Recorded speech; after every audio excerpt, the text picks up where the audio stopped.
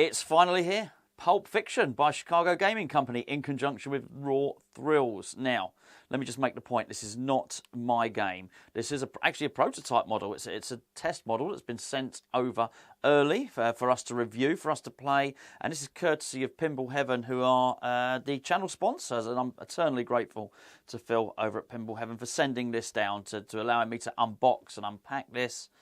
I'm just very, very grateful. I've been looking forward to this game for quite some time. For those of you that are regulars at the channel, you'll know the idea for this game was to have this next to Big Lebowski, which is sort of a couple of dream themes for me. So I'm very, very happy to be able to sort of road test this game. If you're new to the channel, you're probably thinking, hey, what's going on here? Welcome to the channel. Please do subscribe while you're here. We just intend to have a lot of pinball fun. I'm relatively new to pinball. I'm sort of enjoying the journey. We try and sort of feature as many pinball machines as we can. And just sometimes you will have to endure some of my awful gameplay. I'm not very good at playing pinball, but I do love the hobby. We won't do any gameplay in this one. I just wanted to show you the game. Got a couple of days work and then I'll be back and I'll show you some gameplay stuff. So it arrived last night. Let's just take you through a tour. I'll show you as much as I possibly can. First of all, the cabinet. You'll all be very, very familiar with this. I think the first thing to say about this cabinet is a very glossy decals. I think the first time I saw, I think when I saw any paraphernalia or any media regarding this pinball machine, I sort of thought that was a matte finish. It's not a matte finish. It's very, very glossy. So I just sort of thought it was worth pointing that out. If we actually take a look at the back box here as well, that's the same. So I think it's easy to look at this stuff and think this is sort of like late 70s, early 80s sort of screen printing from Bally's. The back box is certainly the same shape as that, but it's not. These are decals on there, and they are more glossy than you'd find with a screen print. There's so much to show you guys. I'm really, really excited to show you this. I think we'll try and do the Playfield in a little while. Let me show you the coin door. Let's just get a bit more light on the subject for you. It's really cool. This coin door is cool. It just is. It's beautiful.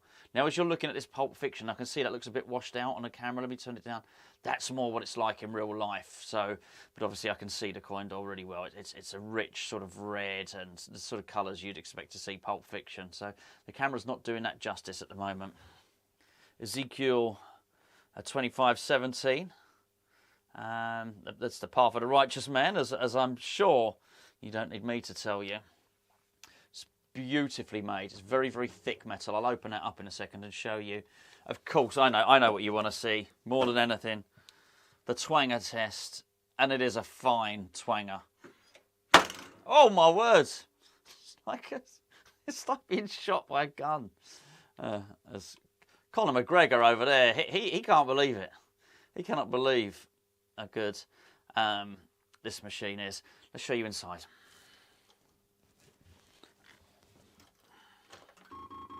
Oh, it's telling me off. There it is inside. It's just a little sneaky look for you. But you might be able to... I'll show you inside the back box in a bit. As you can see, I mean, look, the coin door is great. It's really cool. So that's... Oh, it's just lovely. That's obviously the start button there. That looks really good. They've done a great job of making this game, a modern game, look retro. You'll get a lot more information I'll give you by going and watching the official stuff with CGC. But we did an interview on this channel as a chinwag with myself and Josh Sharp, who kindly came and joined me on the podcast, and he was explaining the story behind Quentin Tarantino wanting this game and ordering a Pulp Fiction game, and how this became a production game. So, yeah, look, you don't need me to repeat it. Go and check that out. Now, obviously, this game is designed by Mark Ritchie. And just to show you how much we love a bit of Mark Ritchie on this channel, here's, as it stands at the moment, the first part of my top 50. Look where Fishtails is. Now, there's only 20 games on there, but Fishtails we rate highly. in on this channel, certainly. It's obviously got this brushed steel on it, which just works really, really well, giving it that sort of retro look. Let's take you for a little look at the back box, shall we? It's really nice. Now, as I remember from the story, the first attempt that CGC made at this, they gave it back to Quentin Tarantino. He didn't like it. It was more like a poster from the film. And he says, look, I can get my artist to do it if you want. And CGC said, no, we'll have another go. And he really loved this.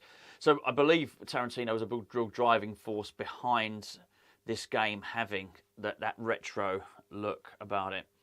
Now, I'm going to have to take that back glass off. I was hoping to get away without an edit, but I'll have to take that back glass off in a minute. I'll actually do that last, if you don't mind, because then I can just do all the Playfield stuff, which hopefully you can see.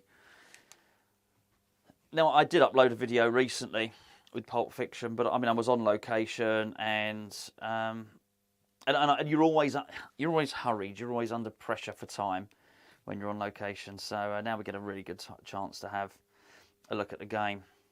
So yeah, you have the post down here, which is going to save you on numerous occasions. Now, I must be honest here, I've had less than 10 games on this, so I'm not going to be able to tell you too much about it.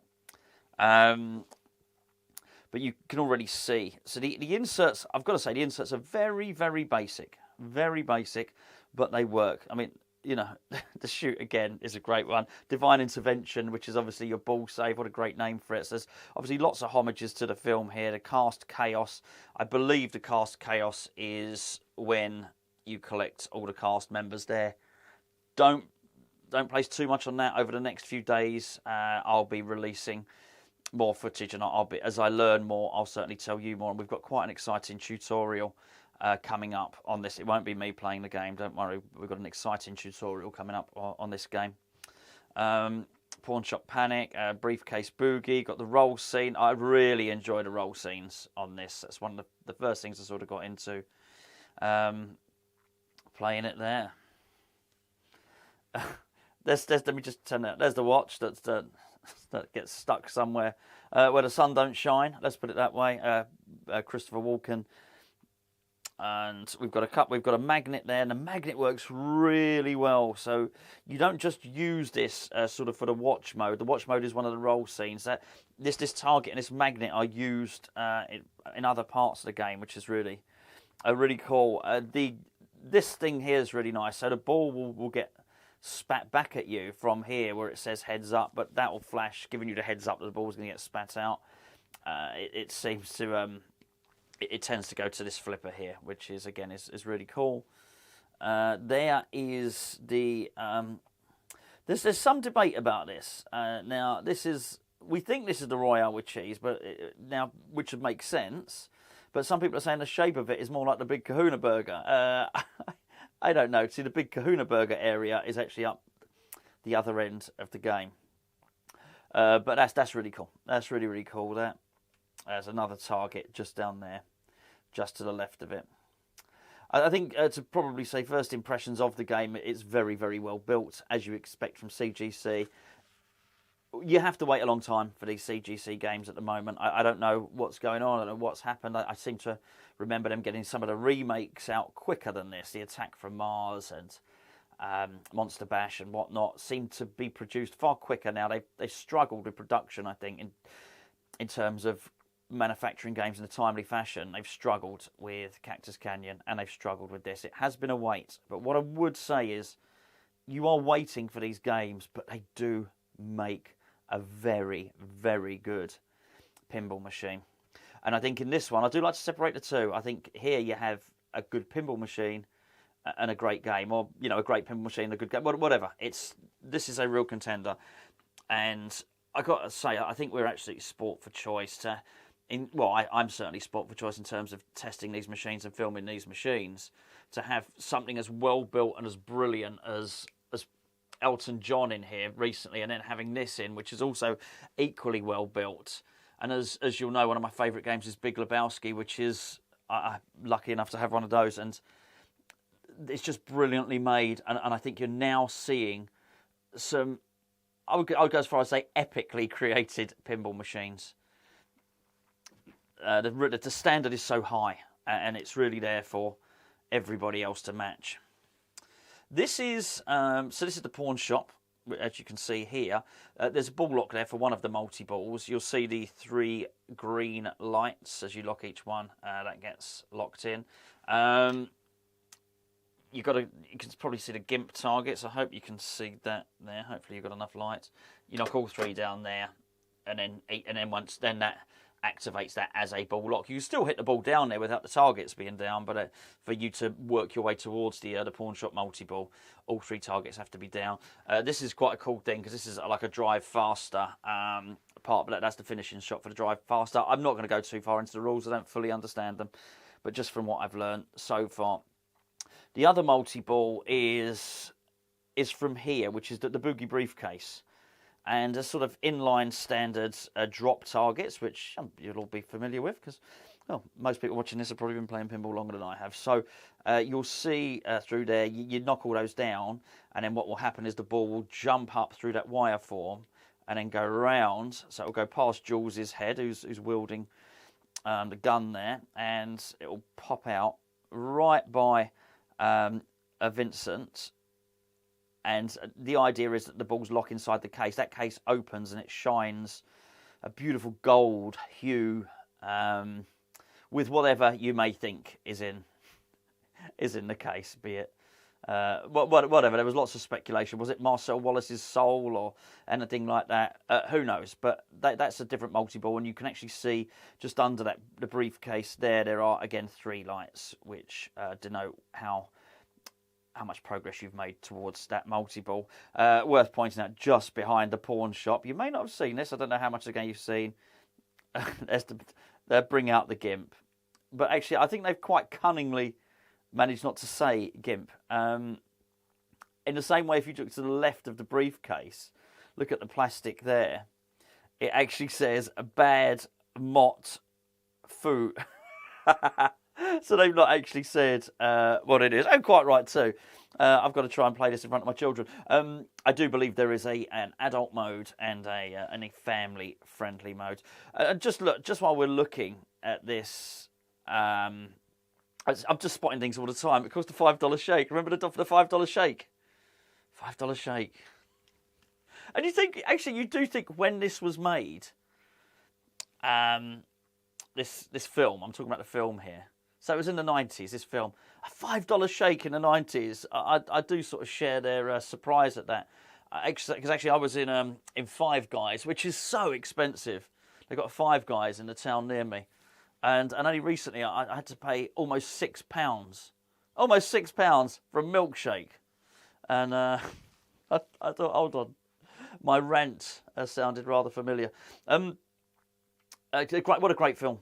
Let's just say that. I am a Tarantino fan. I'm not going to pretend to be the biggest Tarantino fan. I didn't like the first Kill Bill, mainly because it was a little bit too action-based. And one thing I do love about Tarantino films is the dialogue. I mean, I love Once Upon a Time in Hollywood, funny enough, but Pulp Fiction is a great film. I've probably watched it in excess of 10 times. I've definitely watched it in excess of 10 times. It's a great film. And the quotes in it are wonderful. And I'm not playing this game thinking I'm losing anything just because it doesn't have a screen. It's okay. I'm cool with this sort of, like an alpha. Well, I guess it's not an alphanumeric display, is it? But it's probably meant to look like one. I don't know. Technology is not my thing. I don't know too much about this stuff. But it works. It works as a retro theme. It really does. Let's get you a little bit closer. You want to see some more of the game, don't you? The Jackrabbit Slim pop bumpers, which I do think work incredibly well. So the saucer at the top, that's really cool. I think the skill shot is when all 5 of those are lit and you've got to drop it in there. It's not an easy thing to do. But a skill shot's not meant to be. You're meant to need skill to do it. The shots are achievable. I have to say that. This game is going to be brutal. It's not a tough game in terms of modes, but it's a tough game in terms of shots. But there are more brutal. It's not as brutal as something like Dolly Parton or Flash Gordon, that's for sure. This is a hard shot. This one here, that's quite hard to make, that shot. It's I don't know if you can see, it's sort of set back a little bit with that post rubber there. Anyway, spinners are really cool. I mean, really cool. Hopefully you can see those there. And let's just have a look at these roll scenes, shall we, here. So this is basically sort of, you collect a scene. So what did I do earlier? I did clean the car. So clean the car was the spinners. So you hit the spinners, and then once you've done enough spinners, the spinners are on both orbits. Then you hit the shot. Just there's a drop target just behind there. Behind there, there's another saucer. You hit that in there, and that's how you collect a scene. It's sort of scene collected. The other one I did was the gold watch, and you sort of got to keep hitting the target and the magnets. Well, this is the same thing. It's the same shot basically, and then again you finish the roll scene mode by hitting it back into the saucer in there. Hopefully you can see plenty. You're getting a good view of everything here. How cool is that? So I just wanted to give you guys a really close look at this game if you're considering buying it. Because I'll tell you now that I'm getting one of these, you know. There's absolutely no doubt about that. And this is what I was saying to you, you know, a few days ago. When it comes down to it, despite all the other games that I've enjoyed and I've enjoyed playing, and I've really enjoyed Elton John. I think Jaws looked like a pretty cool game. I enjoyed the fun of Galactic Tank Force. But when it actually comes down to it, there's no decision to make for me. It's this game. This is the one. This is it.